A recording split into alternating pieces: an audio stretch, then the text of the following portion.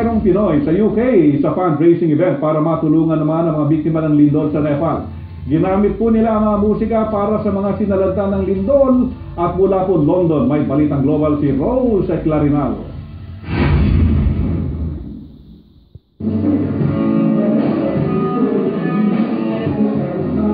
Nais nilang sumaklolo sa kapitbansa sa Asya na sinalanta ng lindol noong nakaraang buwan. Kaya inorganisa ng Pinoy Musikero UK ang fundraising concert na ito, kung saan nagsama-sama ang Pinoy singers tulad ng upcoming teenage talent na si Jana Lucero at iba-ibang banda tulad ng Tricycle, T-Max, Ryan Head at Side Projects na kumanta ng traditional na Pinoy songs at Pinoy rock music. Gusto lang namin ibahagi aming talento sa larangan ng musika para makalikom ng mga donasyon sa mga community natin para makatulong naman sa kanila. Kasi magkakapit-bahay naman tayo, di ba? Yung mga nangyari sa ating bansa sa Pilipinas, yung mga earthquake, mga typhoon, tumulong din naman sila sa atin. Apart from playing music, having fun, we're doing this charity work. And the more people we can get to participate and to come to an event, it's basically it's a good contribution. Nakibahagi rin sa fundraising event ang Nepali community sa UK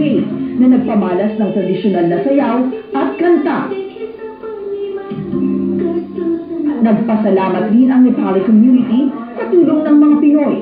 Nakalikom ng higit 700 pounds ang fundraising event na idadaan ng donasyon sa Disasters Emergency Committee o DEC.